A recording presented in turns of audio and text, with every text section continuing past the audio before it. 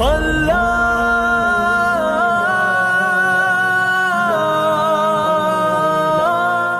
علیکم ورحمۃ اللہ وبرکاتہ۔ مکرم و محترم ناظرین گرامی، ویسے تو دنیا دارالعمل ہے اور آخرت دارالجزا ہے، یعنی دنیا دارالعمل ہے، اس کا مطلب یہ ہے کہ دنیا میں ہم جو عمل کرتے ہیں اللہ تعالیٰ نے ہمیں عمل کے لیے یہاں پیدا فرمایا ہے، جو بھی اچھا برا یہاں ہم عمل کریں گے آخرت میں اس کا بدلہ ملے گا۔ دنیا میں اچھے کام کریں گے آخرت میں اس کا اچھا بدلہ ملے گا، جنت ملے گی، اللہ راضی ہو جائیں گے، ہمیشہ ہمیشہ کی نعمتیں حاصل ہو جائیں گی۔ اور دنیا میں اگر الٹے سیدھے کام کیے، غلط کام کیے، گناہوں کے کام کیے، تو آخرت میں اس کی سزا بھگتنی پڑ سکتی ہے، جہنم میں جانا پڑ سکتا ہے، اللہ تبارک و تعالیٰ ناراض ہو سکتے ہیں۔ لیکن دوستو بزرگوں، کچھ گناہ ایسے ہیں جن کی سزا آخرت میں تو ملنا ہی ہے، طے ہے، احادیث میں ہے، یہ بات موجود ہے، لیکن ان گناہوں کی سزا دنیا میں بھی ملتی ہے۔ ایسے 4 گناہوں کا آج انشاءاللہ آپ کے سامنے ہم ذکر کریں گے۔ ابو داؤد شریف کی ایک روایت، انشاءاللہ اس کی عربی عبارت ڈسکرپشن باکس میں لکھ بھی دیں گے، روایت کا نمبر ہے 4902۔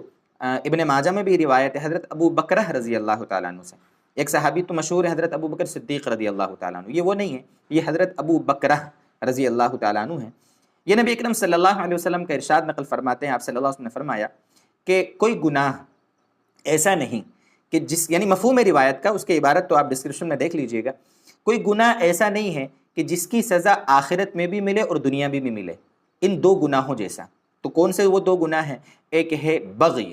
بغی کا مطلب ہوتا ہے ظلم، یعنی پہلا وہ گناہ جس کی سزا اللہ تبارک و تعالیٰ دنیا میں دیتے ہیں وہ ہوتا ہے کہ ظالم جو ہوتا ہے اللہ تعالیٰ آخرت میں تو اس کی سزا اس کو دیں گے۔ الظلم ظلمات یوم القیامہ، روایت مشہور ہے کہ یہ جو ظلم ہے آخرت میں تاریکیوں کا سبب ہوگا، پریشانیوں کا، حادثات کا، مصائب کا سبب ہوگا، یعنی ظالم آخرت میں کافی ٹینشن میں ہوگا۔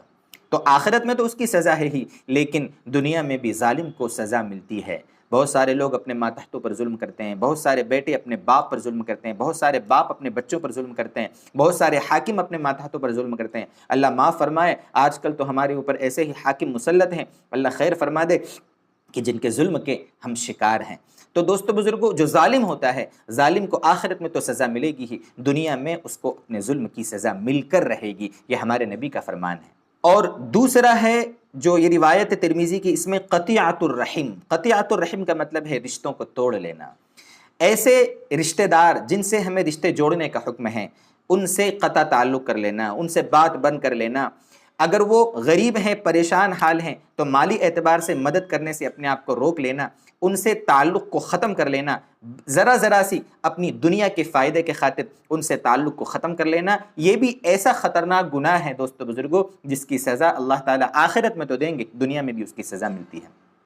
خاص طور سے اس میں والدین ہیں، والدین کے ساتھ اگر کوئی ظلم کا معاملہ کرتا ہے، والدین کے ساتھ دست درازی کرتا ہے، والدین کو برا بھلا کہتا ہے، دوست بزرگوں اس کو ایسے بچے اللہ دیں گے کہ جتنا اپنے والدین کو اس نے ستایا ہے نا، اللہ تعالیٰ اس کے بچوں کے ذریعے سے اس کو پریشان کر کے رکھ دیں گے۔ ہمارے یہاں قریب میں ایک واقعہ ہوا تھا کہ ایک شخص مسجد میں روتا ہوا، تقریباً 45-50 سال اس کی عمر تھی، وہ مسجد میں روتا ہوا ملا۔ میں نے پوچھا دوسروں سے کہ بھئی یہ صاحب کیوں رو رہے ہیں؟